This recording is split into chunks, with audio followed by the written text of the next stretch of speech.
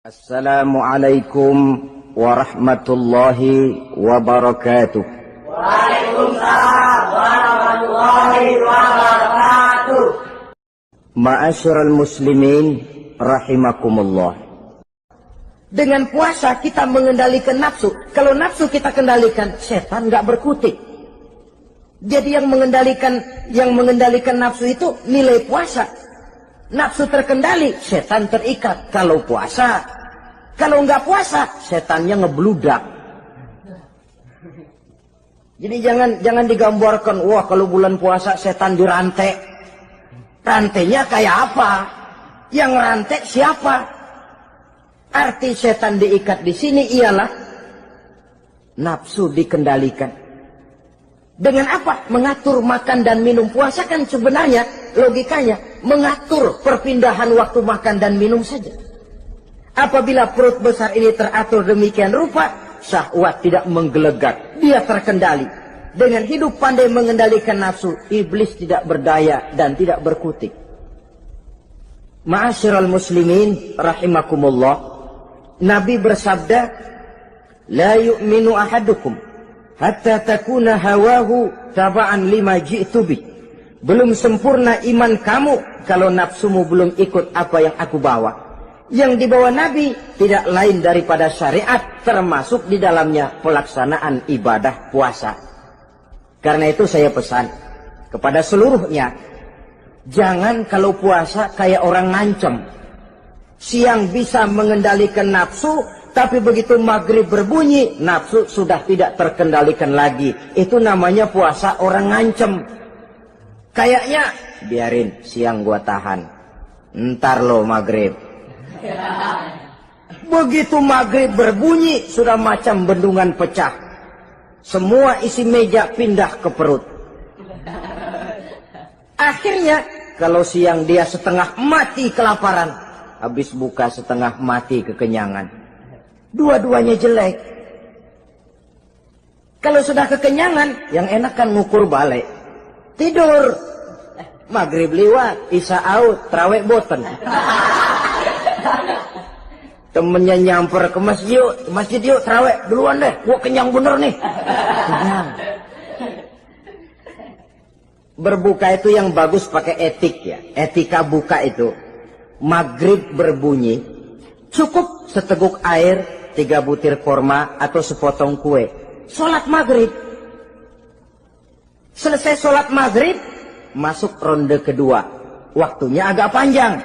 Makan ala qadarnya. Selesai makan, berangkat ke masjid. Isya tarawih. Pulang tarawih, masuk ronde ketiga. Waktunya panjang. Mau habis-habisan juga nggak apa-apa. Tapi kalau begitu maghrib berbunyi langsung dipukul 1 ronde, kita yang rubuh. Kekenyangan. Waktu siang dia sanggup mengendalikan nafsu, tapi begitu maghrib berbunyi, nafsu sudah tidak terkendali lagi. Asar pengaruh puasa tidak akan membekas dalam jiwanya. Siang jelas puasa, nggak boleh ngerokok. Begitu maghrib sampai imsak kayak lokomotif, kelebul, nggak berhenti-berhenti. Tidak lagi sanggup mengendalikan diri, mumpung boleh katanya.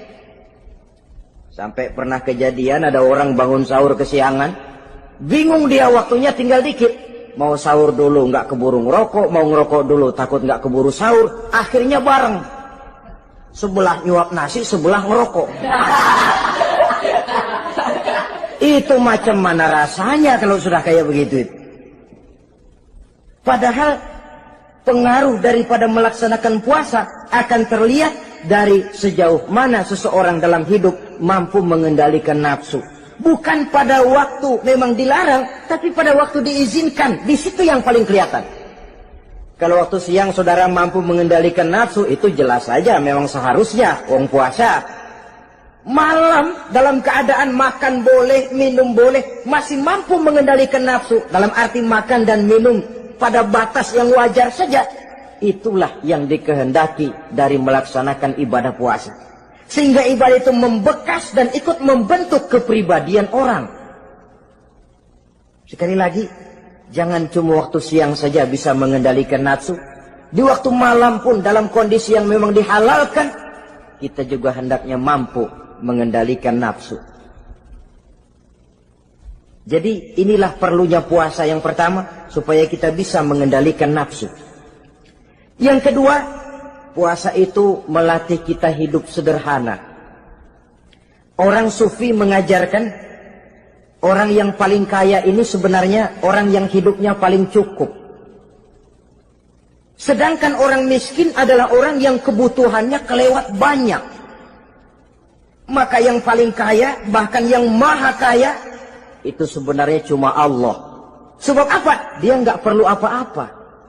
Makin banyak keperluan kita, makin miskin kita. Coba orang puasa lihat. Kalau sudah jam 2, jam 3, itulah barangkali memang termasuk godaannya dalam melaksanakan ibadah puasa. Kalau jam 1 siang, jam 2 siang, jangankan makanan enak, nangka busuk kita lihat legit. Barangkali cobaan di dalam melaksanakan ibadah puasa. Tapi kalau sudah maghrib berbunyi, berbuka kita kena seteguk air, sepotong roti, 3 butir korma, kenyang rasanya. Kemana keinginan yang tadi begitu menggebu-gebu? Oh, bisikan nafsu rupanya itu. Makin dalam kita merenung, makin sampai kita kepada bentuk kesederhanaan di dalam hidup ini. Puasa membentuk pribadi seorang muslim untuk jauh daripada sifat tamak bin rakus alias rakah. Tamak itu berasal dari kalimat toma dalam bahasa Arab yang sifatnya sudah terukir dari hurufnya. Huruf to, tengahnya bolong. Huruf mim, tengahnya bolong. Huruf ain, mulutnya mangap, perutnya gede. Jadi orang tamak macam itulah. Apapun yang diberikan Allah tidak pernah ada cukupnya dan tidak pernah ada syukurnya. Sehingga Nabi menjelaskan, lau anna libni Adam wadiyani min zahabin labtagha lahuma thalisan wala yamla'u jawfa ibn Adam illa turab. Andai kata manusia mempunyai 2 buah ladang yang seluruhnya emas, tidak usah kepalang tanggung, ladang emas, 2 ladang semuanya ladang emas, dia tidak akan puas, dia akan mencari lagi ladang yang ketiga. Wala yamla'u jawfa ibn Adam illa turab. Mulut manusia ini memang tidak akan pernah penuh kecuali kalau sudah diisi dengan tanah. Kapan diisi dengan tanah? Kalau sudah menghadap ke arah kiblat di liang lahat, nah itu baru mulut udah nggak ngerawil, diam, tenang, kalem, diisi dengan tanah. Dengan demikian kita lihat bahwa puasa makin kita hayati, makin dekat kita kepada kesederhanaan di dalam kehidupan ini. Islam tidak melarang orang untuk kaya, untuk punya harta. Yang dilarang ialah sifat rakus, serakah, dan tamak. Karena ini akan membuat orang melakukan segala macam cara, ingkar kepada nikmat Allah, tidak pandai bersyukur, pandangan matanya selalu diarahkan ke atas. Dikala hidupnya sudah serba cukup, dia masih merasa kurang. Sebab itu dia selalu kurang. Dia sudah kaya tapi masih merasa miskin saja, maka hidupnya pun miskin terus. Saudara-saudara ma'asyiral muslimin, ini hikmah yang kedua kenapa kita perlu puasa. Yang ketiga, puasa itu melatih kita cinta kepada fakir miskin, orang-orang yang tidak mampu, yang memerlukan pertolongan. Bagaimana caranya? Dunia pendidikan berkata bahwa pendidikan akan lebih berhasil kalau bersifat audiovisual.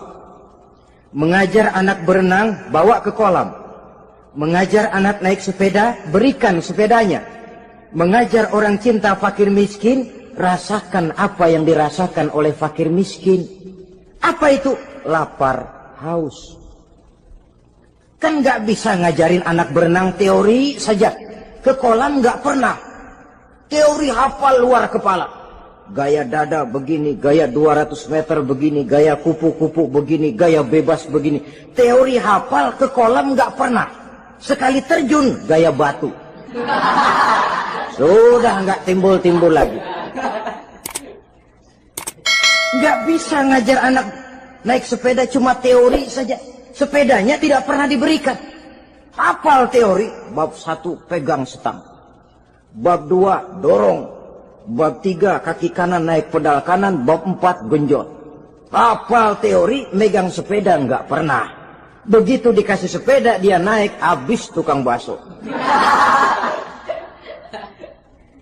Pun mendidik orang cinta kepada fakir miskin tidak bisa cuma lewat seminar, kongres, penataran, indoktrinasi.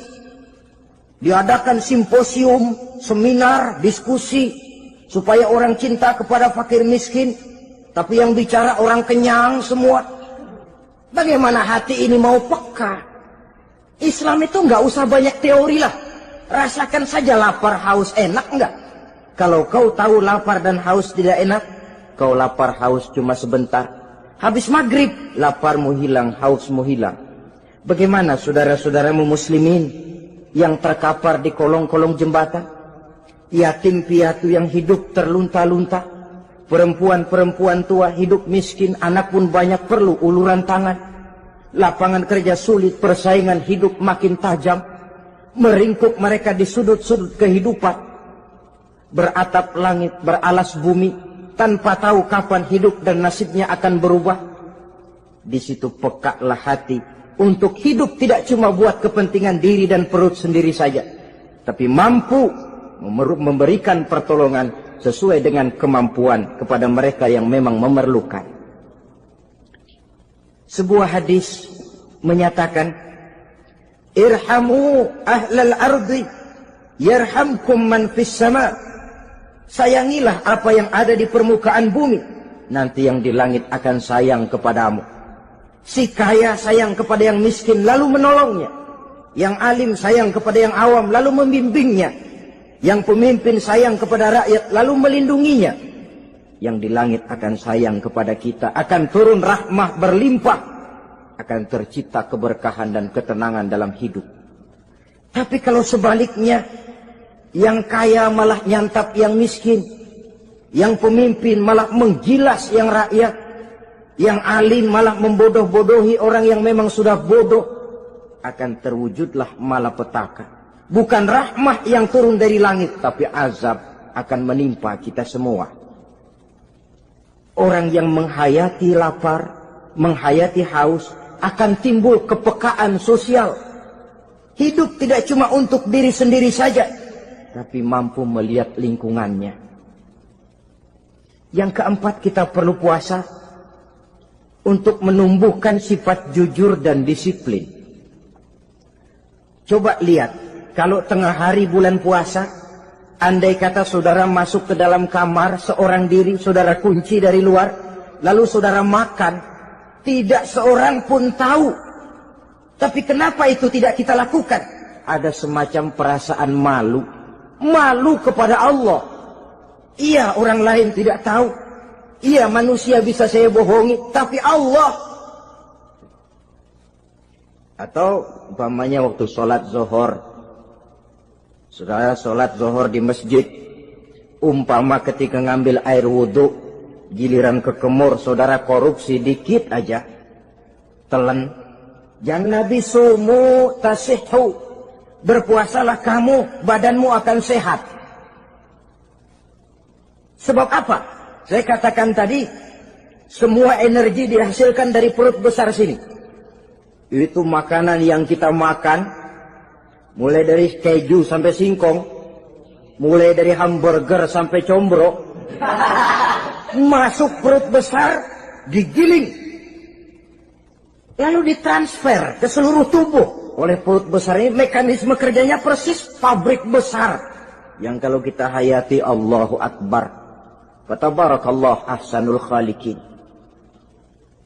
Ini tangan supaya kuat kerja perlu vitamin apa? Kirim ke tangan. Mata supaya awas perlu vitamin apa? Kirim ke mata. Bibir supaya nggak pecah perlu vitamin apa? Kirim ke bibir. Oleh perut besar, ditransfer ke seluruh tubuh. Sisanya yang nggak perlu keluar jalan belakang. Kalau perut besar ini terus-menerus bekerja, ibarat mesin diforsir, dia akan cepat rusak. Maka datang bulan Ramadan, perut besar itu jangan terlalu diforsir. Diberikan tenggang waktu istirahat. Sehingga Nabi memberikan jaminan sumu tasihhu. Berpuasalah kamu, pasti kamu akan sehat. Buktinya, orang mati kelaparan banyak, tapi yang mati karena puasa, kalau puasanya betul, nggak ada. Maka Islam itu agama yang sesuai dengan fitrah ya. Buktinya apa? Puasa wisol itu bukan saja tidak boleh, tapi haram. Puasa wisol artinya puasa nyambung. Dari pagi sampai maghrib, sampai malam, sampai besok pagi lagi terus-terusan puasa, haram. Karena itu bertentangan dengan fitrah. Islam tidak cukup dari waktu imsak sampai datang waktu maghrib. Kenapa? Menurut perhitungan itu sesuai dengan daya kemampuan maksimal manusia. Sudah diukur itu. Allah yang bikin manusia kok.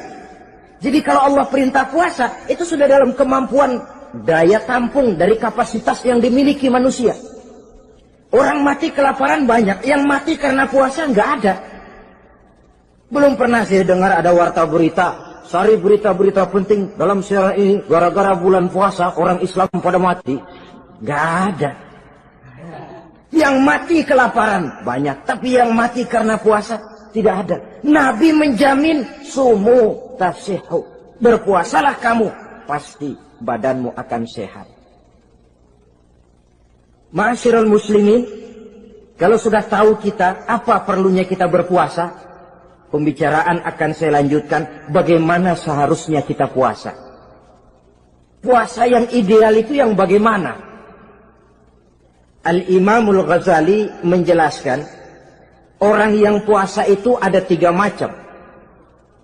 Pertama, saumul awam. Puasanya orang kebanyakan. Orang macam ini merasa sudah puasa asal tidak makan, tidak minum. Puasa sudah. Pokoknya tidak makan, tidak minum, itulah puasa. Ini puasanya orang awam. Matanya tidak pernah puasa, kupingnya tidak puasa, kakinya tidak puasa, tangannya tidak puasa.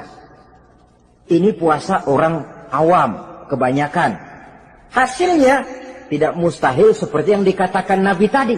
Berapa banyak orang puasa tidak mendapat apa-apa dari puasanya kecuali lapar dan haus. Puasa sah, kewajiban gugur, nilai 0. Kan rugi ibadah semacam itu. Sebab jangan lupa, yang membatalkan itu kan 2. Ada yang membatalkan pahala puasa, ada yang membatalkan puasa. Bedanya apa? Kalau puasa batal, pahala jelas batal. Tapi kalau pahala yang batal, puasanya mungkin sah. Kewajibannya gugur, tapi pahala tidak ada. Kalau yang membatalkan puasa sih umumnya kita bisa jaga itu. Sebab apa? Masalahnya konkret, kelihatan.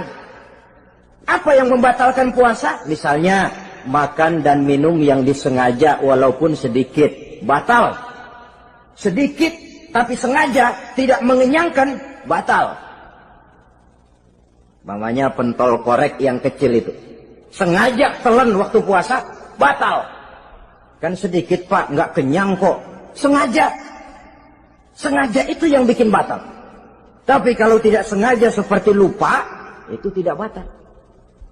Misalnya hari pertama puasa, di sembahyang subuh tidur, bangun jam 8, lupa kebiasaan, langsung aja nyerbu ke dapur. Dapat sepiring setengah, ingat. Astagfirullah, lagi puasa, betul. Setelah ingat bagaimana? Yang masih ada di mulut keluarkan, berkemur, lanjutkan puasanya, sah. Perkara sepiring setengah yang udah kadang masuk bagaimana pak? Itu rezeki. Lawang orang lupa.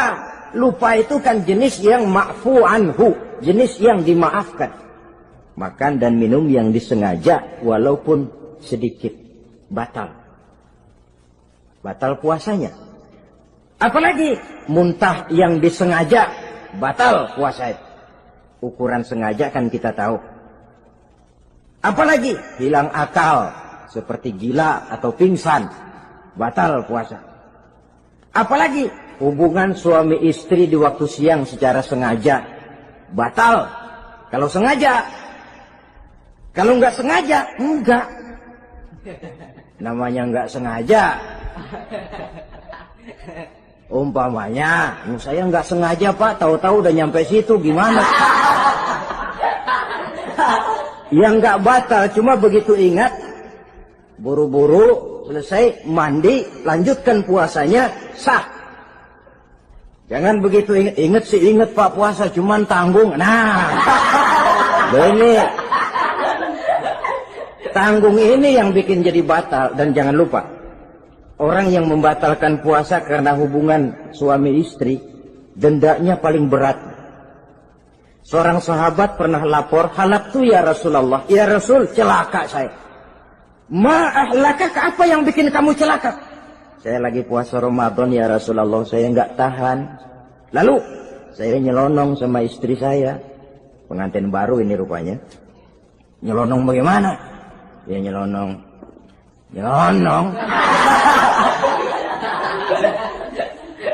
Melanggar dia, tapi jujur. Lapor. Kata Rasul, ya sudah, bayar dendanya. Dendanya apa ya Rasulullah? Bebaskan budak.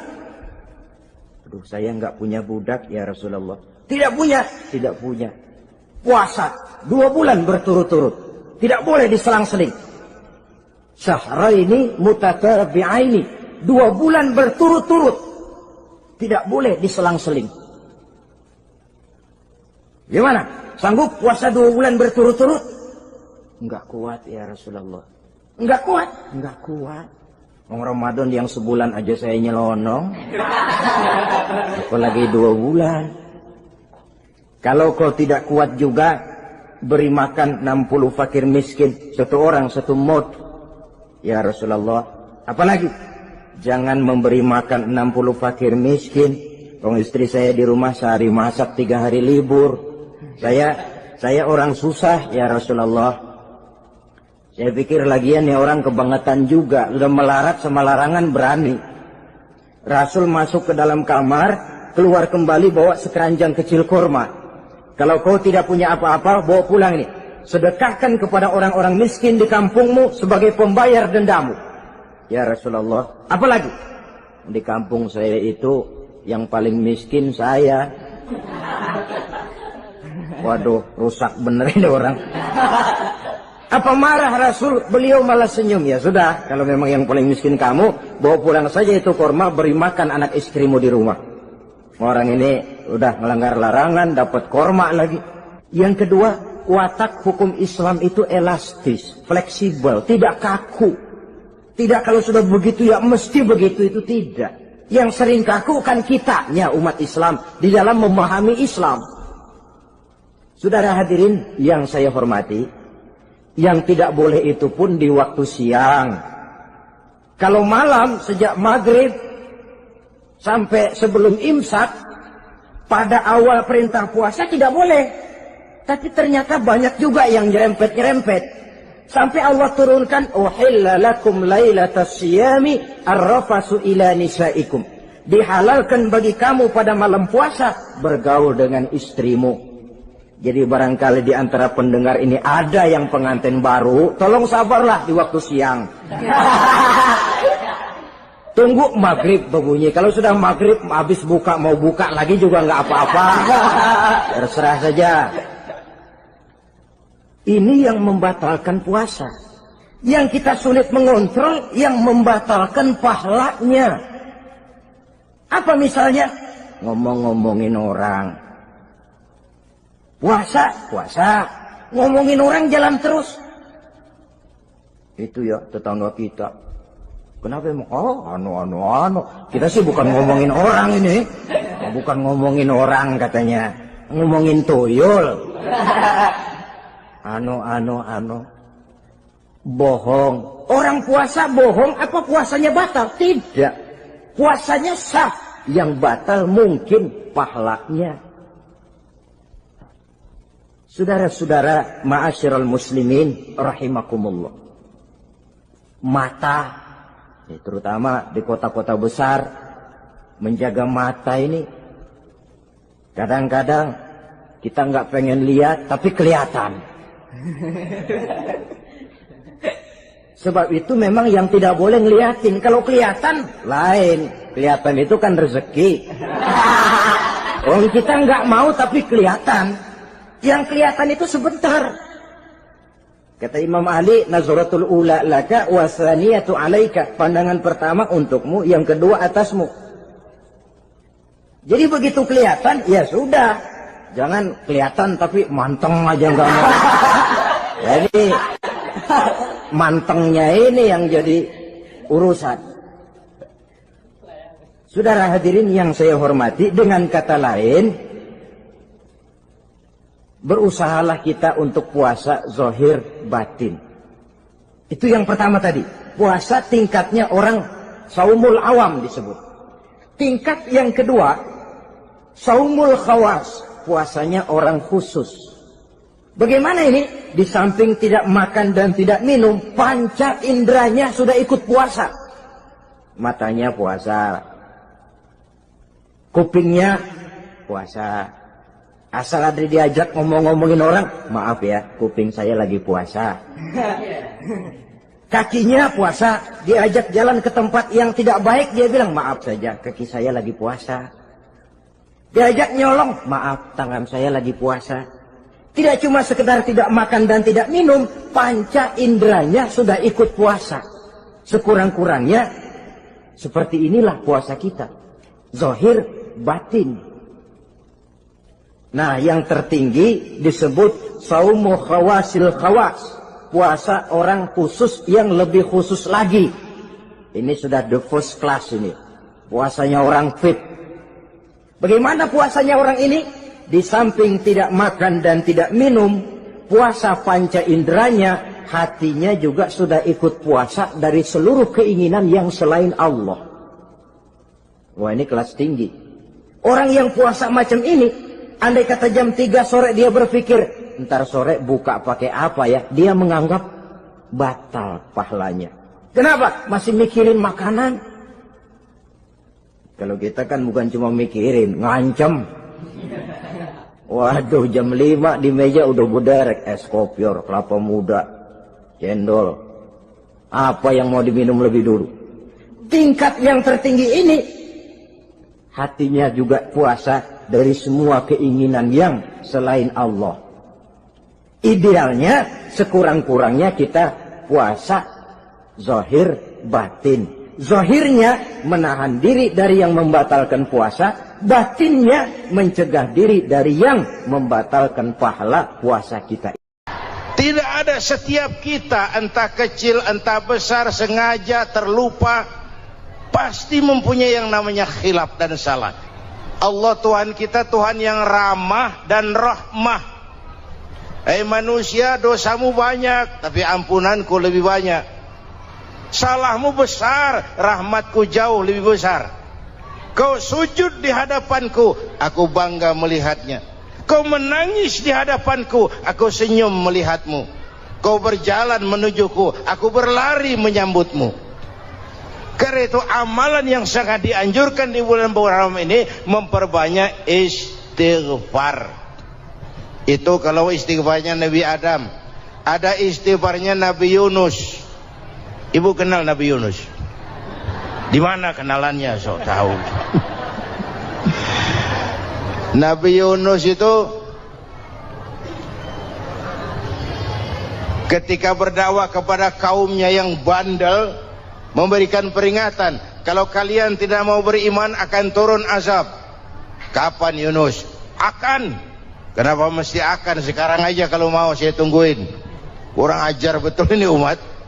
Akhirnya Nabi Nuh menghindar dengan perhitungan, kalau azab tidak turun saya sudah jauh.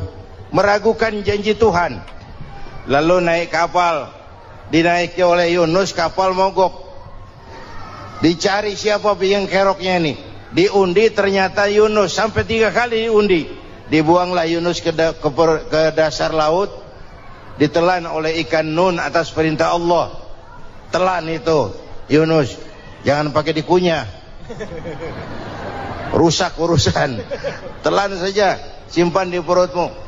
Dibawa oleh ikan nun ke dasar lautan. Itu yang oleh Quran dikatakan bertemulah 3 macam kegelapan. Zulumatun salas, gelapnya tengah malam, gelapnya di dasar laut, gelapnya di dalam perut ikan. Itu namanya peteng, mbahnya gelap. Di perut ikan itulah Nabi Nuh sadar akan kesalahannya, meragukan janji Allah, meragukan janji Allah. Ia sujud di dalam perut ikan itu, membaca la ilaha illa anta subhanaka inni kuntu. Itu istighfarnya Nabi Yunus. Dibacakan istighfar begitu, ikan sakit perut, Pak. Di dasar laut kemana mau cari apotik? Dia naik ke permukaan, memuntahkan isi perutnya. Nabi Yunus keluar dengan selamat. Itu pun terjadi pada hari ke-10 bulan Muharram. Istighfar intinya itu.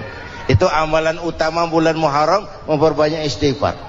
Allah selamatkan Nabi Nuh dari bahtera banjir yang luar biasa 10 Muharram.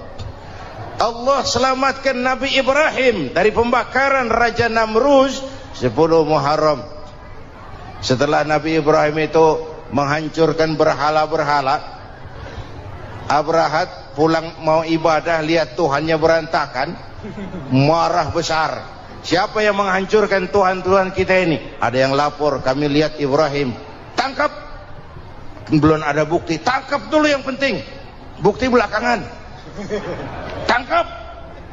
Wah, dikerahkanlah aparat, tangkap Nabi Ibrahim. Disidang langsung oleh Abrahat, oleh Namruz maksud saya.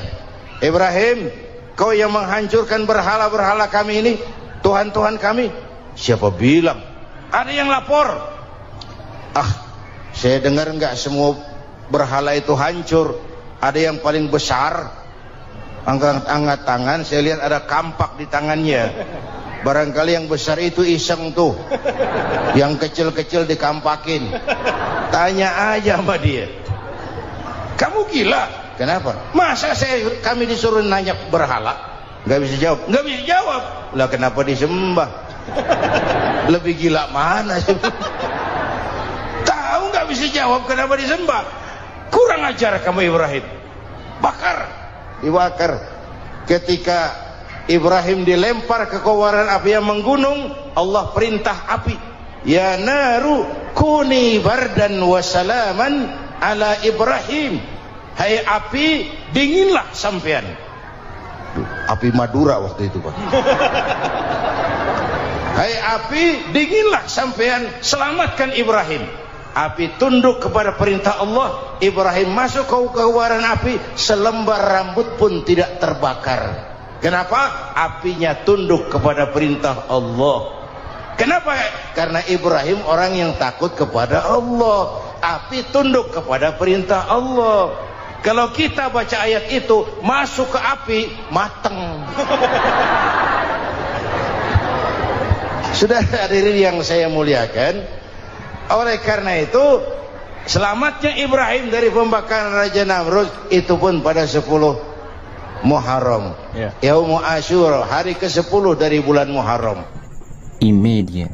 Bapak Ibu hadirin hadirat yang saya cintai, sebagian kecil tentang Nabi Adam, Nabi Ibrahim dan Nabi Yunus, tapi saya belum menceritakan tentang Nabi Nuh tadi. Mengulang kaji, Nabi Nuh salah seorang rasul yang masuk ulul azmi 5 besar, karena memang perjuangannya menggambarkan satu usaha yang ulet dan luar biasa. Beliau diberi umur 950 tahun, lalu berdakwah selama 900 tahun, sore, pagi, siang, malam. Dapat pengikut tidak lebih 80 orang, rata-rata 10 tahun satu. Kalau saya minta berhenti aja jadi nabi, Pak. Ustadz mana masih mau buka pesantren? 10 tahun buka pesantren, yang nyantri cuma 1. Pedagang mana yang masih mau dagang? 10 tahun dagang, yang beli 1. Pimpinan partai mana yang masih mau kampanye 10 tahun buka partai yang nyoblos 1? Bangkrut. Umatnya bandel, kurang ajar, durjana, bajingan, tengik. Umatnya Nabi Nuh ini kalau diceramahi telinganya ditutup dengan tangannya. Nabi Nuh akhirnya rekes, Tuhan, siang malam saya berdakwah kepada umat ini, tiap kali saya sampaikan dakwahmu mereka tutup telinganya dengan tangannya, alergi dengar ceramah. Apa itu ceramah? Non profit. Saudara-saudara, jadi mau kamu gimana? No, sudah Tuhan, habiskan saja orang kafir. Nanti kalau punya anak, anaknya pun kafir lagi, lebih baik bapak moyangnya sikat habis. Biasanya kalau bapak kalong, anak kampret. Bapak nyolong, anak nyopet. Fotokopi gimana aslinya? Habiskan saja. Itu mau kamu, no? Iya. Oke. Nanti aku turunkan banjir, no, buat kapal. Dengan apa saya harus buat kapal, Nuh? Ya dengan kayu, kata Tuhan. Kayunya dari mana, Tuhan? Ya dari pohon, Nuh. Pohonnya belum ada, Tuhan. Ya tanam dulu, Nuh. Bikin kapal kayunya nanam pohon. Apa artinya? Perjuangan perlu kesabaran. Sukses itu ada prosesnya. Nggak bisa simsalabim abracadabra lalu kita mau sukses. Semua ada prosesnya. Walaupun kenyataannya begitu. Sukses banyak bapaknya, gagal itu yatim.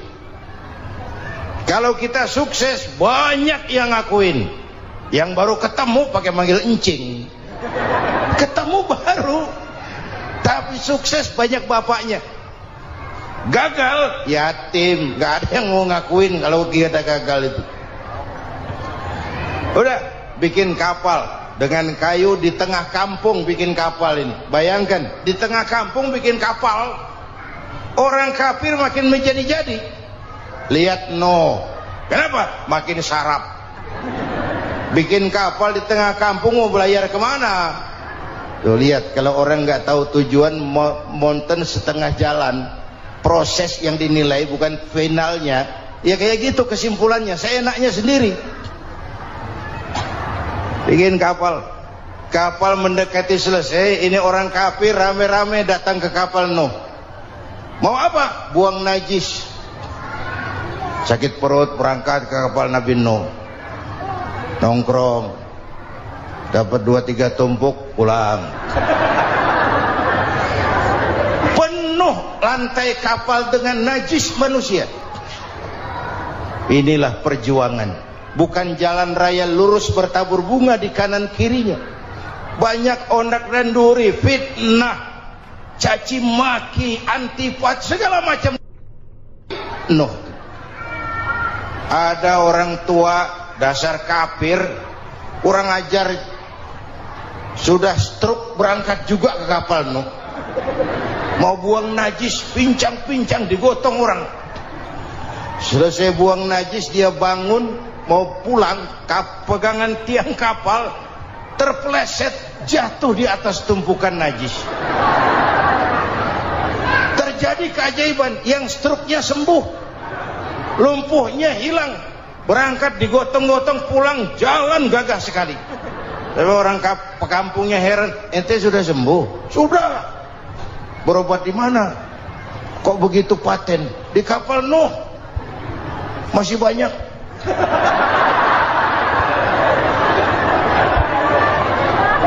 Yang berasa perlu obat bawa rantang,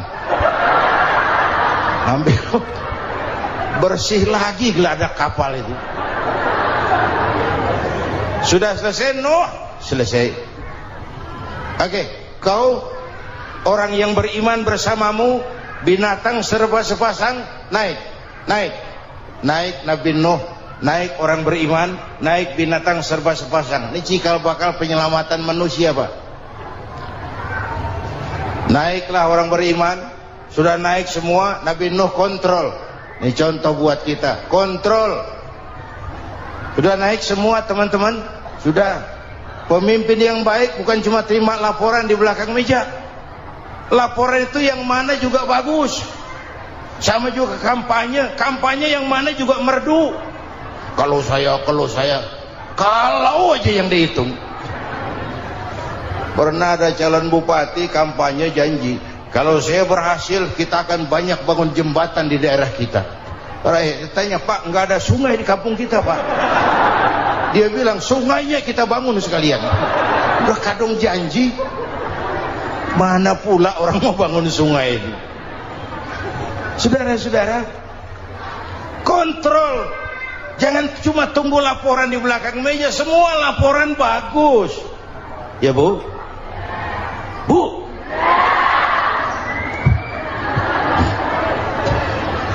Nabi Nuh kontrol. Sudah naik semua. Sudah Nuh. Pulan bin Pulan naik. Naik Nuh. Paimin bin Tukijo. Naik. Kami lihat naik. Ada orang Jawa juga, Kiai? Ada. Sudah kontrol. Kanan anak saya ikut nggak naik kapal? Kami tidak lihat itu Nuh. Kanan. Ini potret. Bapaknya aktif ke masjid, ibunya rajin ke majelis taklim, anaknya keleleran kemana-mana. Bukan di sini, di Prancis. Udah di sini insya Allah sama.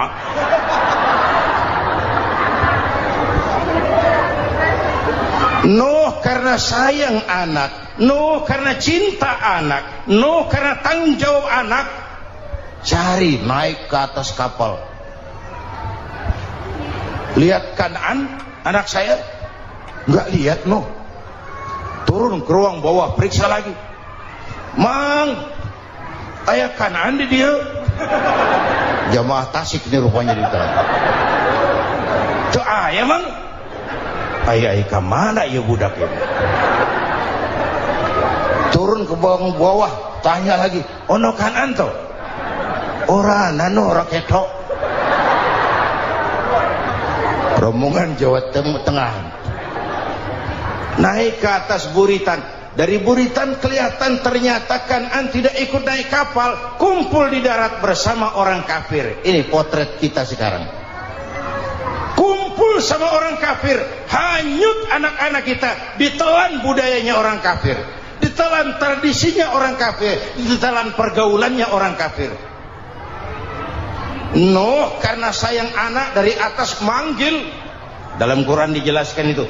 Karena Nabi Nuh di atas, Kan'an di bawah, teriak, ya bunayyar kam ma'ana.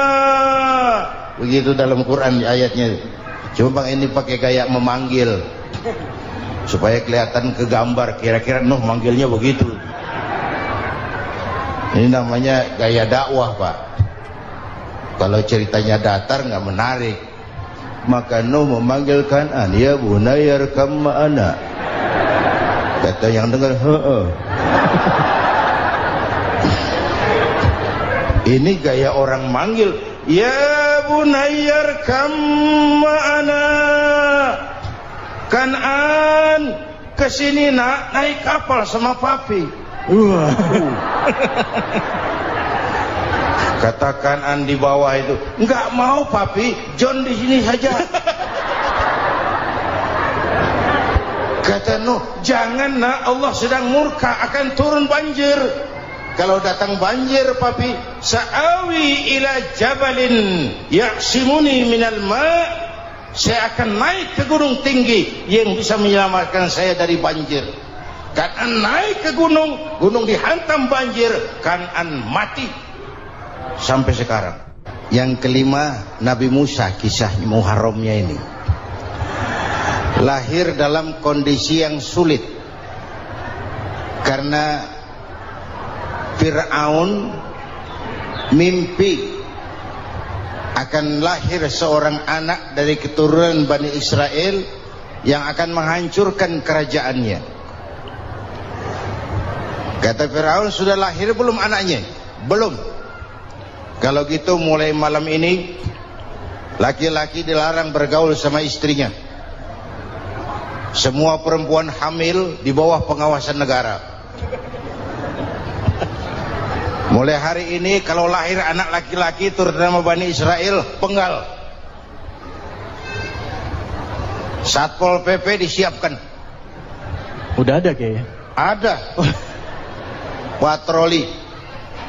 Bayangkan, nah Fir'aun itu bikin undang-undang seenaknya sendiri. Apalagi merasa kekuasaannya dalam ancaman. Penguasa manapun kalau merasa dalam ancaman, panik.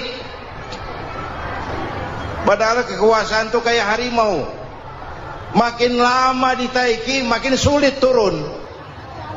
Kenapa? Karena macannya makin lapar. Naik terus capek, turun dimakan harimau. Serba sulit.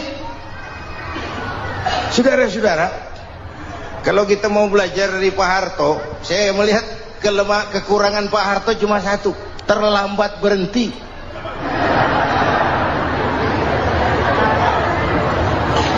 Terlambat berhenti. Di sekelilinginya banyak tukang-tukang jilat, tukang-tukang semir. Pak, kalau tidak ada bapak kami bagaimana, Pak? Saudara hadirin yang saya hormati, maka sering saya ingatkan, temanmu yang sejati adalah teman yang membuat kamu jadi benar, bukan teman yang selalu membenarkan kamu. Berapa banyak pejabat-pejabat hancur karena selalu dibenarkan oleh lingkungannya. Bapak benar, Pak. Bapak bijaksana, Pak. Itu tepat, Pak. Benar. Buang angin pun kata kelilingnya, oh Bapak sehat. Temanmu yang sejati, teman yang bikin kamu jadi benar, bukan teman yang selalu membenarkan kamu. Bapak Ibu hadirin yang saya hormati, tapi kehendak Allah terjadi. Lahirlah Musa. Bayinya dihanyutkan di sungai Nil. Bayi sudah menderita, dihanyutkan di sungai Nil. Dan akhirnya besar di lingkungan istana Fir'aun. Diriwayat oleh Ratu Aisyah, perempuan Fir'aun, setelah mulai berjuang, terjadilah itu. Musa dan pengikutnya dikejar oleh Fir'aun. Sampai di tepi laut, Allah wahyukan Musa, lempar tongkatmu ke laut. Dalam kondisi darurat, mukjizat tiada jalan. Kondisi darurat. Kalau tidak, mukjizat itu maunya Allah, bukan maunya Nabi. Nabi nggak kuasa. Allah yang mau. Tapi hidup Nabi bukan mukjizat, manusiawi. Tidak mentang-mentang ada mukjizat tongkat, tiap sulit main tongkat. Nggak usah berjuang kalau begitu. Itu darurat menyelamatkan umat. Tongkat dilempar ke laut, laut terbelah. Laut terbelah. Itu secara visualnya bisa kita lihat dalam film The Ten Commandments. Udah nonton belum? Urusan nonton kalah sama Ustadz bagaimana sih? Ten Commandments, 10 firman Tuhan. Tekniknya bagus loh. Bagaimana laut terbelah. Musa lewat, Fir'aun mengejar. Musa sampai di ujung sana, Fir'aun masih di sama tengah perjalanan. Laut nutup kembali. Laut menutup kembali, Fir'aun tenggelam. Cengap-cengap di lautan. Begitu nafas sampai di tenggorokan, Fir'aun sambil cengap-cengap itu, amantu bi Rabbi Musa wa Harun. Duh, kalau begini mah saya juga percaya sama Tuhannya Musa. Malaikat maut jengkel, goblok loh. Terlambat sekarang. Ditenggelamin terus. Modar. Musa selamat. Fir'aun mati. Jenazahnya, jasadnya terdampar di pinggir laut. Beberapa waktu kemudian ditemukan orang, dimumi, dibalsem, diawetkan. Itu sesuai janji Quran. Wa kadzalika nunajjika bi badanika litakuna liman khalfaka ayah. Kami selamatkan badan kamu agar jadi pelajaran bagi orang-orang sesudah kamu nanti. Janji Quran tepat. Janji itu 14 abad yang lalu. Jasad Fir'aun ditemukan, dimumi, diawetkan, dibalsam di bawah nama Farao Ramses II. Sekarang tersimpan di Museum Negara di Mesir. Kapan-kapan nanti ibu main ke Mesir, mampir. Naik ojek paling berapa itu? Oh, orangnya tinggi, hidungnya mancung, pokoknya pantaslah jadi Fir'aun. Selamatnya Musa di kejaran Fir'aun di ujung sana itu terjadi pada hari ke-10 bulan Muharram, yang oleh orang Nasrani diperingati dengan hari raya Paskah. Mereka melaksanakan puasa, mensyukuri nikmat keselamatan dari kejaran Fir'aun. Makanya kalau kita ikut puasa di bulan Muharram bukan mengikuti syariatnya Nasrani, salah. Karena Nabi mengajarkan, itu sumbernya. Bukan ikutan sama ibadahnya Israel. Tapi memang agama ini kan merupakan mata rantai. Datang Rasul baru melengkapi Rasul sebelumnya, datang Rasul baru melengkapi Rasul sebelumnya. Mata rantai yang berkaitan. Setelah Muhammad selesai, selesailah tugas Nabi dan Rasul. Selesailah misi Nabi dan Rasul. Tidak ada Nabi lagi sesudah Nabi Muhammad. Itu harga mati, titik. Gak ada kompromi. Siapapun sekarang ini nggak datang ngaku jadi Nabi, wajib tidak percaya. Wajib tidak percaya. Tapi kaitannya memang, kita bilang Nasrani, orang bahasa Arab, bahasa Ibraninya Nazaret, Nasiroh, Nazaret. Itu beda dialek. Kita Daud, dia David.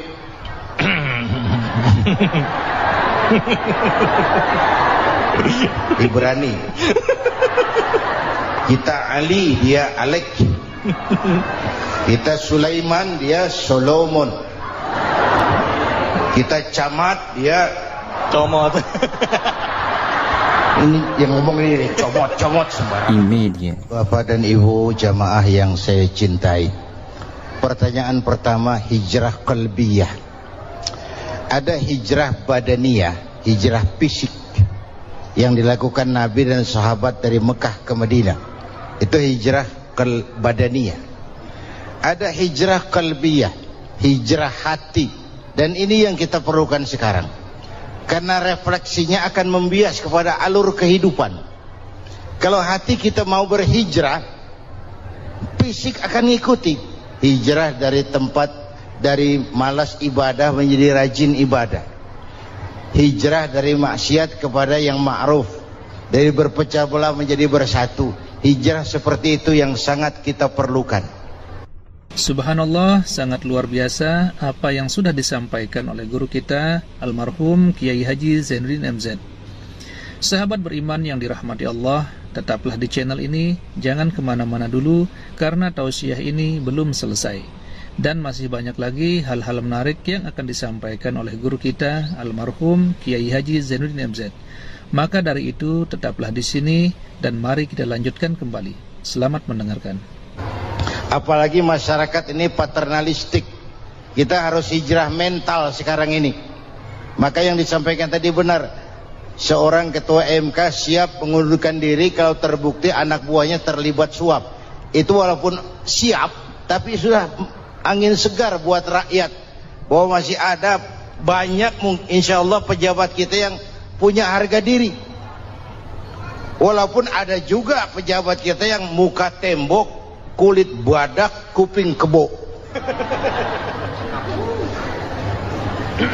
Muka tembok, kulit badak, kuping kebo. Biasanya kalau kereta api tabrakan di negara-negara maju, Menteri Perhubungannya mundur. Di kita petugas palang pintu dipecat. Jauh sekali menteri sama petugas palang pintu. Yang benar-benar diadili yang krocok-krocok, kopral-kopral gitu. Padahal hadisnya jelas, ar-rashi wal murtashi finnar. Yang nyuap dan yang nerima suap dua-duanya neraka. Kasus potret belakangan ini, yang terima suap, yang di Uber, yang nyuap aman,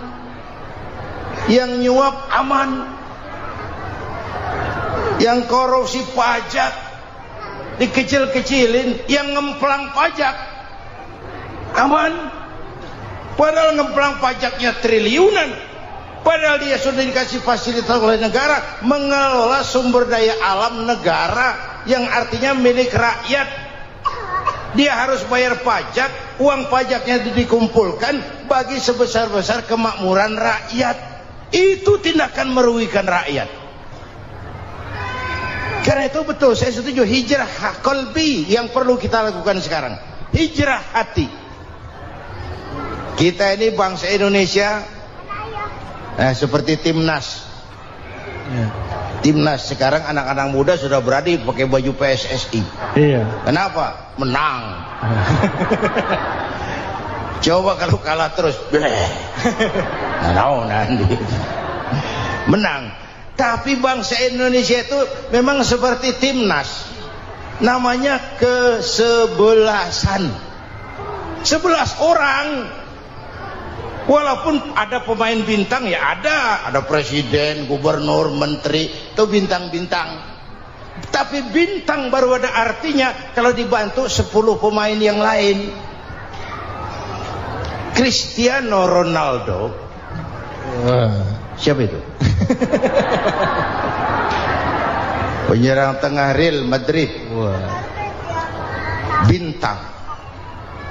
Lionel Messi, siapa lagi? Barcelona. Bercelana.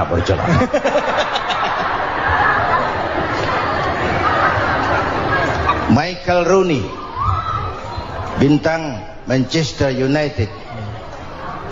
Ronaldo baru bintang, Messi baru bintang kalau ada 10 pemain yang lain. Bagaimanapun hebatnya Cristiano Ronaldo, kalau sendirian lawan satu kesebelasan, babak belur. Itulah kita, bangsa Indonesia. Kita satu kesebelasan, harus saling memperkuat. Ada bangsa kita ini yang jadi jaksa, ada yang jadi hakim, ada yang jadi polisi. Itu posisi penyerang tengah, kiri luar, kanan dalam, back, striker, kiper, posisi. Tapi sadar, kita satu kesebelasan, Bung. Jangan bikin gol ke gawang sendiri. Kalau punya bola bagus, operan dong sama temannya. Yang bisa menciptakan gol, operan. Ada yang jadi pengusaha besar, bagus boleh. Punya untung besar, operan. Kasih masjid, kasih pesantren, operan. Ini kesebelasan kita kalau punya bola, pelitnya setengah mati, Pak. Nggak mau ngoper. Bawa sendiri, mending bikin gol. Enggak. Kita ini satu kesebelasan. Satu sama lain harus saling memperkuat. Bahwa ada penyerang tengah, itu si posisi. Tapi kalau memang peluang memungkinkan, ayo dong operan. Saya iri sama kesebelasan Nasrani di Indonesia. Mereka kalau punya bola, operannya cakep. Gereja cepat selesai, rumah sakit Kristen cepat selesai. Kenapa? Operannya bagus. Kita ini kalau punya bola bawa sendiri, nggak mau ngoper. Maka masjid nggak selesai-selesai, madrasah banyak yang bocor, rumah sakit Islam kalah bersaing. Kenapa? Operannya berat. Ayo menyadari, kita ini timnas, satu kesebelasan. Jangan menjegal kawan seiring, kawan sendiri dijegal. Sudah musuh terlalu kuat, gawang sendiri dijebol. Akhirnya terbalik kita ini.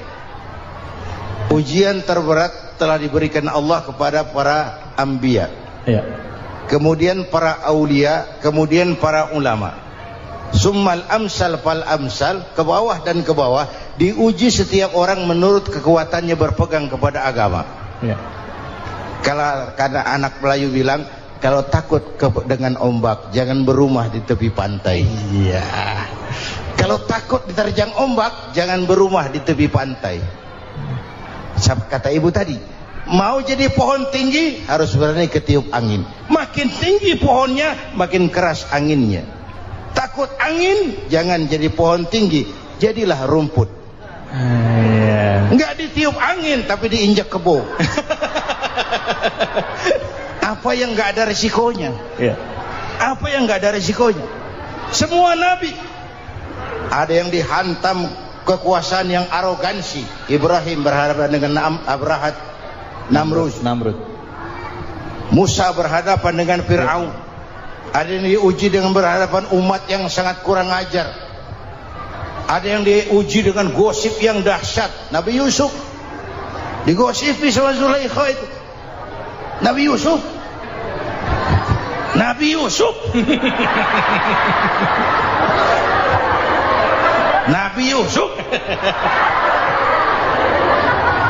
Yang namanya gosip itu kan menyebarkan keburukan orang. Kalau benar saja hukumnya ghibah. Kalau salah hukumnya fitnah. Fitnah lebih bahaya dari pembunuhan. Benarnya ghibah, salahnya fitnah. Saudara hadirin yang saya hormati, jadi resiko itu biasa. Tidak ada yang tanpa resiko. Kalau takut ombak, jangan berumah di tepi pantai. Tinggal bagaimana kita menyikapinya. Kalau kita dewasa, ini bagian ibadah saya kurang. Mungkin karena dia omongin orang, tambah pahala saya. Mungkin karena dia omongin orang, tambah pahala saya. Maka saya ngadepi gosip sepatah pun saya nggak ngomong. Saya cicing. Saya percaya masyarakat itu punya filter. Amin. Saya percaya Tuhan itu nggak tidur. Kemudian melahirkan kita ke alam dunia ini, secara biologis bahan kita sama. Alhamdulillahirabbil alamin. Itulah tadi tausiah yang sangat luar biasa yang sudah disampaikan oleh guru kita almarhum Kiai Haji Zainuddin MZ.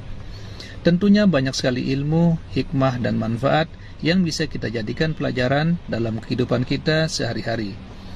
Sahabat beriman yang dimuliakan Allah, mari kita doakan guru kita, semoga beliau diampuni segala dosa-dosanya dan dilapangkan kuburnya. Amin ya rabbal alamin. Dan buat sahabat semua yang sudah setia menonton tausiah ini sampai selesai, saya ucapkan terima kasih banyak. Semoga Allah subhanahu wa ta'ala senantiasa selalu melimpahkan rahmat dan karunia-Nya kepada sahabatku semua. Selalu diberikan kesehatan, dimudahkan segala urusannya, dan dilancarkan rezekinya. Amin ya rabbal alamin. Sahabat beriman yang dimuliakan Allah, demikian yang dapat saya bagikan. Kurang lebihnya mohon maaf. Wabillahi taufik wal hidayah, wa ridha wal inayah. Wassalamualaikum warahmatullahi wabarakatuh. Setelah kita mendengarkan kajian yang sangat luar biasa dari guru kita Al-Maghfurullah Kiai Haji Zainuddin MZ, sekarang mari kita lanjutkan aktivitas kita masing-masing. Semoga sahabat semua selalu diberikan kelancaran, diberikan kesehatan dan dimudahkan segala urusannya. Amin ya rabbal alamin. Demikian yang dapat saya bagikan, kurang lebihnya mohon maaf. Sampai bertemu lagi di kajian-kajian berikutnya. Salam sukses selalu. Assalamualaikum warahmatullahi wabarakatuh.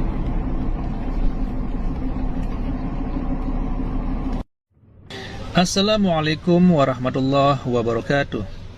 Alhamdulillahirabbil alamin, wassalatu wassalamu ala asyrafil anbiya'i wal mursalin sayyidina Muhammadin wa ala alihi wa sahbihi ajma'in, amma ba'du. Sahabat beriman yang dimuliakan Allah, alhamdulillah kita bertemu lagi di channel ini.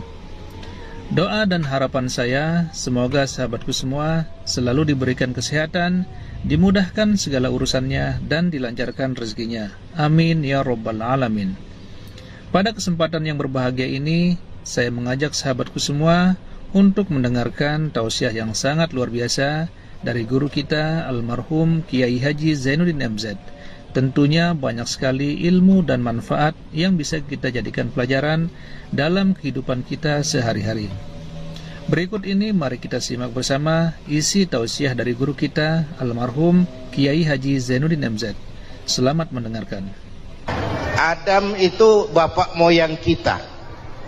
Dosanya satu, makan buah khuldi, dikeluarkan dari surga. Kita dosanya banyak, kepengen masuk, enggak nyambung. Hai Adam, dari tidak ada kamu saya adakan. Saya perintahkan tinggal di surga. Merasa sepi sendirian, saya ciptakan Siti Hawa supaya kamu tenang. Kamu boleh nikmati semuanya. Ini boleh, itu boleh, ini boleh, itu boleh. Makan, makanlah yang kau mau. Minum, minumlah yang kau suka. Pakai, pakailah yang kau senang. Satu yang saya minta, jangan dekati pohon khuldi. Itu kau tidak sanggup, keluar. Diusir dari surga. Sujud Nabi Adam, kata riwayat 40 tahun sujud, membaca Rabbana zalamna anfusana wa illam taghfir lana wa tarhamna lanakunanna minal. Itu namanya istighfarnya Nabi Adam. Istighfar itu kan mengucapkan astagfirullah, basmalah, membaca bismillah. Jangan kayak teman saya disuruh banyak-banyak baca istighfar, benar-benar dia baca istighfar, istighfar, istighfar. Bukan itu maksudnya. Nah, maka salah satu amalan yang sangat dianjurkan di bulan Muharram ini memperbanyak istighfar. Tidak ada orangnya yang tidak. Ayo jujur, ini yang kumpul di sini semua, ada nggak yang nggak punya dosa? Yang merasa nggak punya dosa, ayo ke depan. Ada? Tidak ada. Setiap kita, entah kecil entah besar, sengaja, terlupa, pasti mempunyai yang namanya khilaf dan salah. Dan Allah Tuhan kita bukan Tuhan pendendam. Allah Tuhan kita Tuhan yang ramah dan rahmah. Manusia, dosamu banyak, tapi ampunanku lebih banyak. Salahmu besar, rahmatku jauh lebih besar. Kau sujud di hadapanku, aku bangga melihatnya. Kau menangis di hadapanku, aku senyum melihatmu. Kau berjalan menujuku, aku berlari menyambutmu. Karena itu amalan yang sangat dianjurkan di bulan Muharram ini memperbanyak istighfar. Itu kalau istighfarnya Nabi Adam. Ada istighfarnya Nabi Yunus. Ibu kenal Nabi Yunus? Di mana kenalannya? Sok tahu. Nabi Yunus itu ketika berdakwah kepada kaumnya yang bandel, memberikan peringatan, kalau kalian tidak mau beriman akan turun azab. Kapan Yunus? Akan. Kenapa mesti akan? Sekarang aja kalau mau, saya tungguin. Kurang ajar betul ini umat. Akhirnya Nabi Nuh menghindar dengan perhitungan, kalau azab tidak turun saya sudah jauh. Meragukan janji Tuhan. Lalu naik kapal, dinaiki oleh Yunus, kapal mogok. Dicari siapa biang keroknya ini. Diundi, ternyata Yunus. Sampai 3 kali diundi. Dibuanglah Yunus ke dasar laut. Ditelan oleh ikan nun atas perintah Allah. Telan itu Yunus, jangan pakai dikunyah, rusak urusan. Telan saja, simpan di perutmu. Dibawa oleh ikan nun ke dasar lautan. Itu yang oleh Quran dikatakan bertemulah 3 macam kegelapan. Zulumatun salas. Gelapnya tengah malam, gelapnya di dasar laut, gelapnya di dalam perut ikan. Itu namanya peteng. Mbahnya gelap. Di perut ikan itulah Nabi Nuh sadar akan kesalahannya, meragukan janji Allah, meragukan janji Allah. Ia sujud di dalam perut ikan itu, membaca la ilaha illa anta subhanaka inni kuntu. Itu istighfarnya Nabi Yunus. Dibacakan istighfar begitu, ikan sakit perut, Pak. Di dasar laut kemana mau cari apotik? Dia naik ke permukaan, memuntahkan isi perutnya. Nabi Yunus keluar dengan selamat. Itu pun terjadi pada hari ke-10 bulan Muharram. Istighfar intinya itu. Itu amalan utama bulan Muharram, memperbanyak istighfar. Allah selamatkan Nabi Nuh dari bahtera banjir yang luar biasa, 10 Muharram. Allah selamatkan Nabi Ibrahim dari pembakaran Raja Namruz, 10 Muharram. Setelah Nabi Ibrahim itu menghancurkan berhala-berhala, Abrahat pulang mau ibadah, lihat Tuhannya berantakan, marah besar. Siapa yang menghancurkan Tuhan-Tuhan kita ini? Ada yang lapor, kami lihat Ibrahim. Tangkap. Belum ada bukti, tangkap dulu yang penting. Bukti belakangan. Tangkap. Wah, dikerahkanlah aparat. Tangkap Nabi Ibrahim. Disidang langsung oleh Abrahat. Oleh Namruz maksud saya. Ibrahim, kau yang menghancurkan berhala-berhala kami ini, Tuhan-Tuhan kami. Siapa bilang? Ada yang lapor. Saya dengar enggak semua berhala itu hancur. Ada yang paling besar, angkat tangan, saya lihat ada kampak di tangannya. Barangkali yang besar itu iseng tuh, yang kecil-kecil dikampakin. Tanya aja sama dia, kamu gila? Kenapa? Masa kami disuruh nanya berhala? Nggak bisa jawab. Nggak bisa jawab. Lah kenapa disembah? Lebih gila mana sih? Tahu nggak bisa jawab kenapa disembah? Kurang ajar kamu Ibrahim. Dibakar. Ketika Ibrahim dilempar ke kobaran api yang menggunung, Allah perintah api, ya naru kuni bardan wa salaman ala Ibrahim. Hai api, dinginlah sampean. Api Madura waktu itu, Pak. Hai api, dinginlah sampean, selamatkan Ibrahim. Api tunduk kepada perintah Allah. Ibrahim masuk ke kobaran api, selembar rambut pun tidak terbakar. Kenapa? Apinya tunduk kepada perintah Allah. Kenapa? Karena Ibrahim orang yang takut kepada Allah. Api tunduk kepada perintah Allah. Kalau kita baca ayat itu, masuk ke api, mateng. Sudah hadirin yang saya muliakan, oleh karena itu selamatnya Ibrahim dari pembakaran Raja Namrud itu pun pada 10 Muharram, Yaumul Asyura, hari ke-10 dari bulan Muharram. Imedia. Bapak Ibu hadirin hadirat yang saya cintai, sebagian kecil tentang Nabi Adam, Nabi Ibrahim dan Nabi Yunus, tapi saya belum menceritakan tentang Nabi Nuh tadi. Mengulang kaji. Nabi Nuh salah seorang rasul yang masuk ulul azmi, 5 besar. Karena memang perjuangannya menggambarkan satu usaha yang ulet dan luar biasa. Beliau diberi umur 950 tahun, lalu berdakwah selama 900 tahun, sore, pagi, siang, malam, dapat pengikut tidak lebih 80 orang. Rata-rata 10 tahun satu. Kalau saya minta berhenti aja jadi nabi, Pak. Ustadz mana masih mau buka pesantren? 10 tahun buka pesantren, yang nyantri cuma 1. Pedagang mana yang masih mau dagang? 10 tahun dagang, yang beli 1. Pimpinan partai mana yang masih mau kampanye? 10 tahun buka partai, yang nyoblos 1. Bangkrut. Umatnya bandel, kurang ajar, durjana, bajingan, tengik. Umatnya Nabi Nuh ini kalau diceramahi, telinganya ditutup dengan tangannya.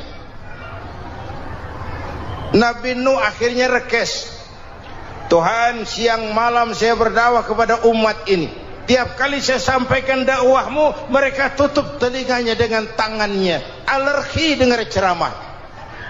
Apa itu ceramah? Non profit. Saudara-saudara, jadi mau kamu gimana, Nuh? Sudah Tuhan, habiskan saja orang kafir. Nanti kalau punya anak, anaknya pun kafir lagi. Lebih baik bapak moyangnya sikat habis. Biasanya kalau bapak kalong, anak kampret. Bapak nyolong, anak nyopet. Fotokopi gimana aslinya? Hampir habiskan saja. Itu mau kamu Nuh? Iya. Oke. Nanti aku turunkan banjir Nuh. Buat kapal. Dengan apa saya harus buat kapal Nuh? Ya dengan kayu, kata Tuhan. Kayunya dari mana Tuhan? Ya dari pohon Nuh. Pohonnya belum ada Tuhan. Ya tanam dulu Nuh. Bikin kapal kayunya nanam pohon. Apa artinya? Perjuangan perlu kesabaran. Sukses itu ada prosesnya. Nggak bisa simsalabim abracadabra lalu kita mau sukses. Semua ada prosesnya. Walaupun kenyataannya begitu. Sukses banyak bapaknya, gagal itu yatim. Kalau kita sukses banyak yang ngakuin. Yang baru ketemu pakai manggil encing. Ketemu baru. Tapi sukses banyak bapaknya. Gagal yatim, nggak ada yang mau ngakuin kalau kita gagal itu. Udah bikin kapal dengan kayu di tengah kampung, bikin kapal ini. Bayangkan di tengah kampung bikin kapal. Orang kafir makin menjadi-jadi. Lihat Nuh, kenapa? Makin sarap. Bikin kapal di tengah kampung mau belayar kemana? Tuh lihat, kalau orang nggak tahu tujuan, mountain setengah jalan. Proses yang dinilai bukan finalnya. Ya kayak gitu kesimpulannya. Saya enaknya sendiri. Bikin kapal. Kapal mendekati selesai. Ini orang kafir rame-rame datang ke kapal Nuh. Mau apa? Buang najis. Sakit perut berangkat ke kapal Nabi Nuh. Nongkrong. Dapat 2-3 tumpuk pulang. Penuh lantai kapal dengan najis manusia. Inilah perjuangan. Bukan jalan raya lurus bertabur bunga di kanan kirinya. Banyak ondak dan duri, fitnah, caci maki, antipat, segala macam. Nuh. Ada orang tua dasar kafir, kurang ajar, sudah stroke berangkat juga ke kapal Nuh. Mau buang najis, pincang-pincang digotong orang. Selesai buang najis dia bangun mau pulang, pegangan tiang kapal terpeleset jatuh di atas tumpukan najis. Terjadi keajaiban, yang stroke-nya sembuh, lumpuhnya hilang, berangkat digotong-gotong pulang, jalan gagah sekali. Tapi orang kampungnya heran, ente sudah sembuh? Sudah. Berobat di mana? Kok begitu paten? Di kapal Nuh. Masih banyak.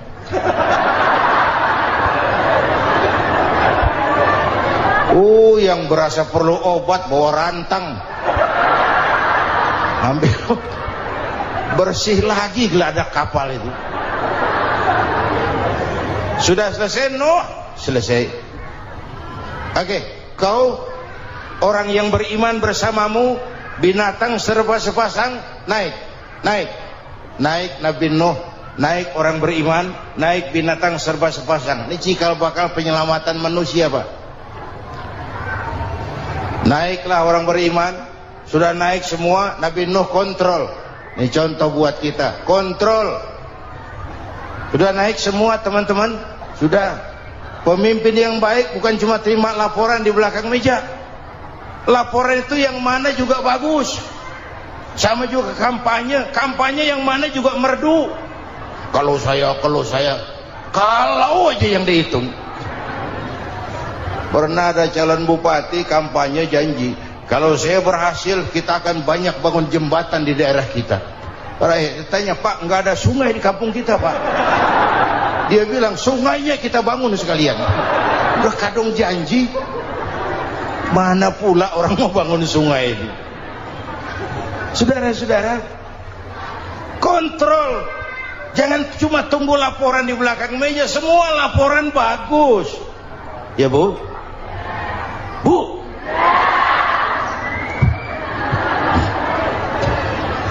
Nabi Nuh kontrol.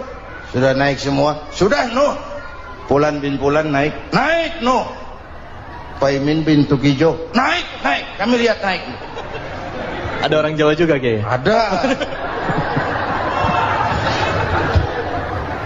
Sudah kontrol. Kanan anak saya ikut nggak naik kapal? Kami tidak lihat itu no. Kanan. Ini potret. Bapaknya aktif ke masjid, ibunya rajin ke majelis taklim, anaknya keleleran kemana-mana. Bukan di sini, di Prancis. Udah di sini insya Allah sama.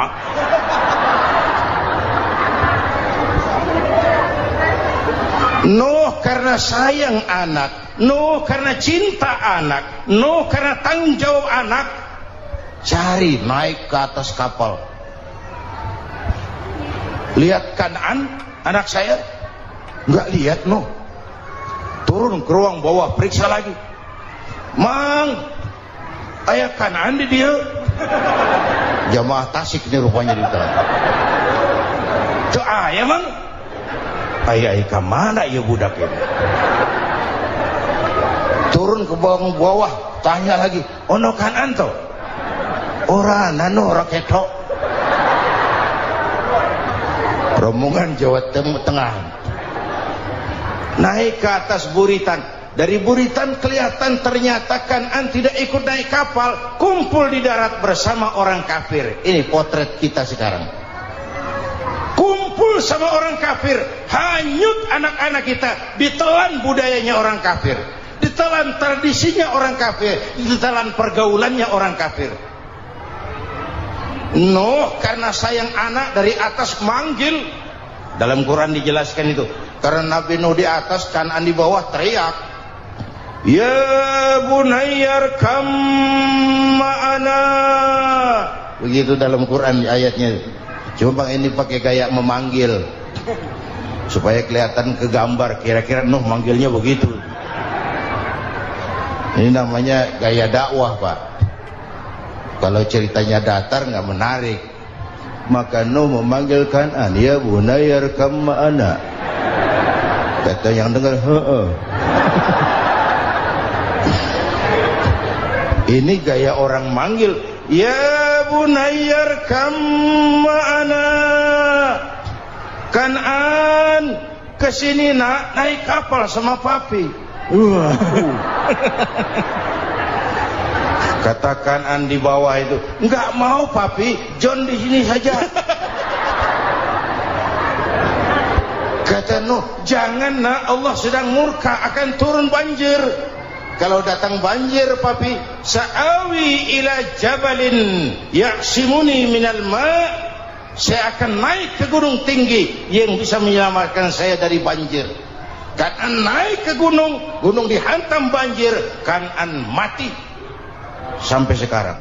Yang kelima, Nabi Musa, kisah Muharramnya ini lahir dalam kondisi yang sulit karena Fir'aun mimpi akan lahir seorang anak dari keturunan Bani Israel yang akan menghancurkan kerajaannya.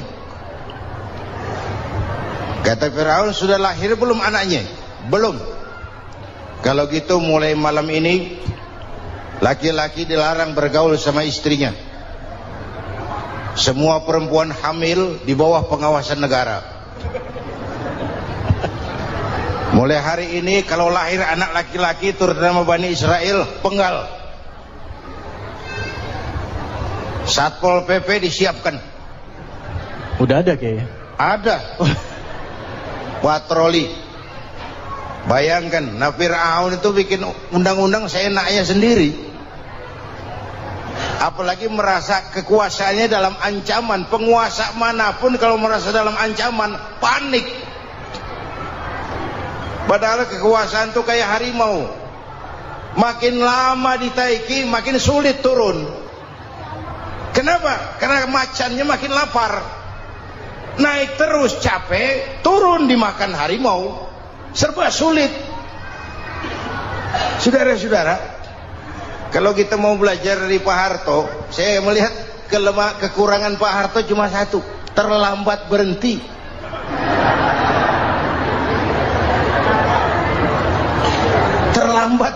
Ih. Di sekelilinginya banyak tukang-tukang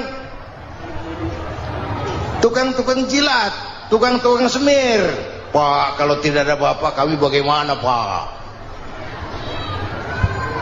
Saudara hadirin yang saya hormati, maka sering saya ingatkan, temanmu yang sejati adalah teman yang membuat kamu jadi benar, bukan teman yang selalu membenarkan kamu.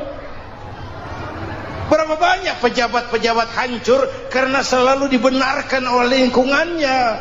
Bapak benar, Pak. Bapak bijaksana, Pak. Itu tepat, Pak. Benar. Buang angin pun kata kelilingnya, oh Bapak sehat. Temanmu yang sejati, teman yang bikin kamu jadi benar, bukan teman yang selalu membenarkan kamu. Bapak Ibu hadirin yang saya hormati, tapi kehendak Allah terjadi. Lahirlah Musa. Bayinya dihanyutkan di sungai Nil. Bayi sudah menderita, dihanyutkan di sungai Nil. Dan akhirnya besar di lingkungan istana Fir'aun. Diriwayat oleh Ratu Aisyah, perempuan Fir'aun, setelah mulai berjuang, terjadilah itu. Musa dan pengikutnya dikejar oleh Fir'aun. Sampai di tepi laut, Allah wahyukan Musa, lempar tongkatmu ke laut. Dalam kondisi darurat, mukjizat tiada jalan. Kondisi darurat. Kalau tidak, mukjizat itu maunya Allah, bukan maunya Nabi. Nabi nggak kuasa, Allah yang mau. Tapi hidup Nabi bukan mukjizat, manusiawi. Tidak mentang-mentang ada mukjizat tongkat, tiap sulit main tongkat. Nggak usah berjuang kalau begitu. Itu darurat menyelamatkan umat. Tongkat dilempar ke laut, laut terbelah. Laut terbelah. Itu secara visualnya bisa kita lihat dalam film The Ten Commandments. Udah nonton belum? Urusan nonton kalah sama Ustadz bagaimana sih? Ten Commandments, 10 firman Tuhan. Tekniknya bagus loh. Bagaimana laut terbelah. Musa lewat, Fir'aun mengejar. Musa sampai di ujung sana, Fir'aun masih di sama tengah perjalanan. Laut nutup kembali. Laut menutup kembali, Fir'aun tenggelam. Cengap-cengap di lautan. Begitu nafas sampai di tenggorokan, Fir'aun sambil cengap-cengap itu, amantu bi Rabbi Musa wa Harun. Duh, kalau begini mah saya juga percaya sama Tuhannya Musa. Mereka mau jengkel, goblok loh. Terlambat sekarang. Ditenggelamin terus. Modar. Musa selamat. Fir'aun mati. Jenazahnya, jasadnya terdampar di pinggir laut. Beberapa waktu kemudian ditemukan orang, dimumi, dibalsem, diawetkan. Itu sesuai janji Quran. Wa kadzalika nunajjika bi badanika litakuna liman khalfaka ayah. Kami selamatkan badan kamu agar jadi pelajaran bagi orang-orang sesudah kamu nanti. Janji Quran tepat. Janji itu 14 abad yang lalu. Jasad Fir'aun ditemukan, dimumi, diawetkan, dibalsem di bawah nama Pharao Ramses II. Sekarang tersimpan di Museum Negara di Mesir. Kapan-kapan nanti ibu main ke Mesir, mampir. Naik ojek paling berapa itu? Oh, orangnya tinggi, hidungnya mancung, pokoknya pantaslah jadi Fir'aun. Selamatnya Musa di kejaran Fir'aun di ujung sana itu terjadi pada hari ke-10 bulan Muharram, yang oleh orang Nasrani diperingati dengan hari raya Paskah. Mereka melaksanakan puasa, mensyukuri nikmat keselamatan dari kejaran Fir'aun. Makanya kalau kita ikut puasa di bulan Muharram, bukan mengikuti syariatnya Nasrani, salah. Karena Nabi mengajarkan, itu sumbernya. Bukan ikutan sama ibadahnya Israel. Tapi memang agama ini kan merupakan mata rantai. Datang Rasul baru melengkapi Rasul sebelumnya, datang Rasul baru melengkapi Rasul sebelumnya. Mata rantai yang berkaitan. Setelah Muhammad selesai, selesailah tugas Nabi dan Rasul. Selesailah misi Nabi dan Rasul. Tidak ada Nabi lagi sesudah Nabi Muhammad. Itu harga mati, titik. Gak ada kompromi. Siapapun sekarang ini nggak datang ngaku jadi Nabi, wajib tidak percaya. Wajib tidak percaya. Tapi kaitannya memang kita bilang Nasrani, orang bahasa Arab, bahasa Ibraninya Nazaret, Nasiroh, Nazaret. Itu beda dialek. Kita Daud, dia David.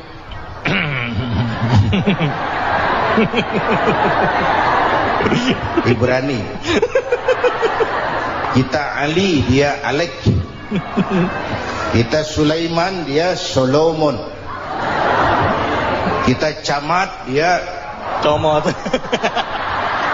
ini yang ngomong ini comot sembarang. Imedia. Bapak dan Ibu jamaah yang saya cintai, pertanyaan pertama, hijrah qalbiyah.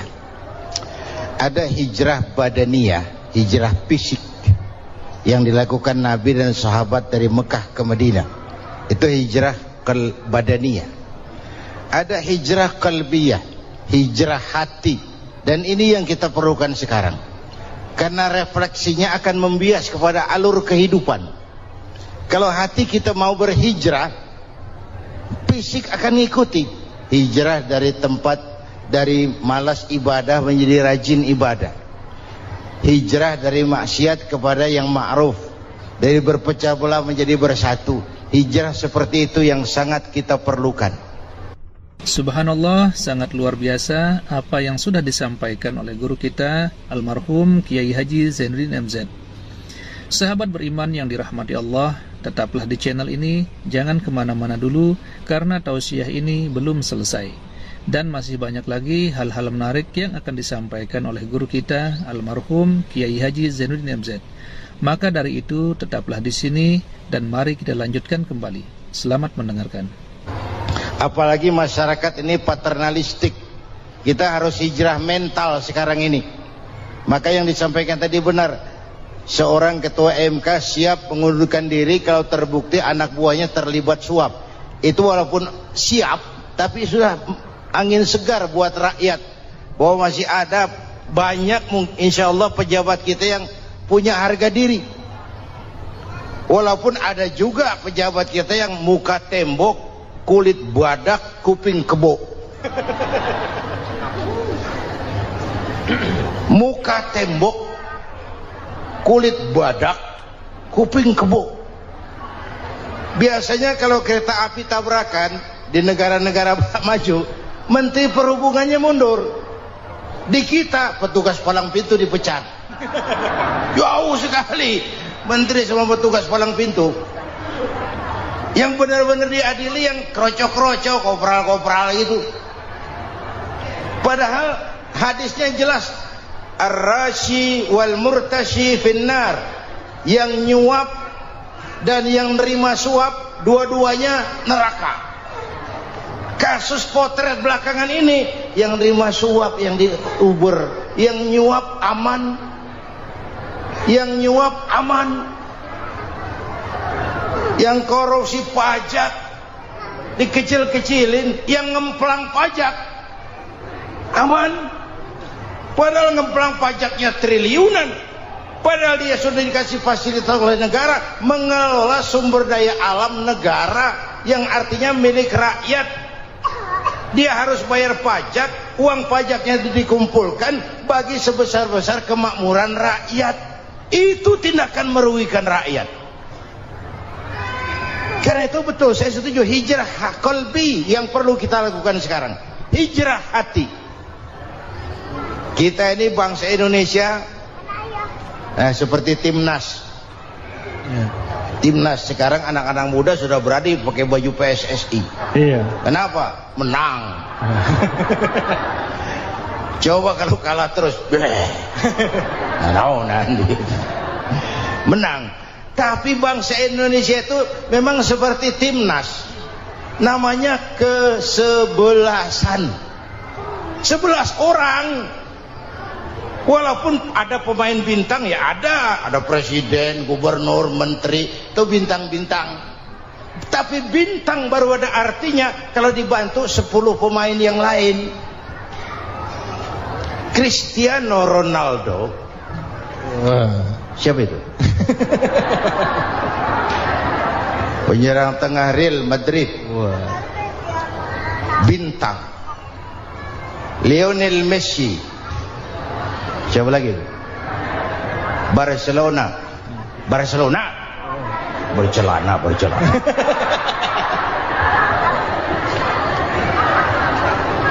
Michael Rooney, bintang Manchester United.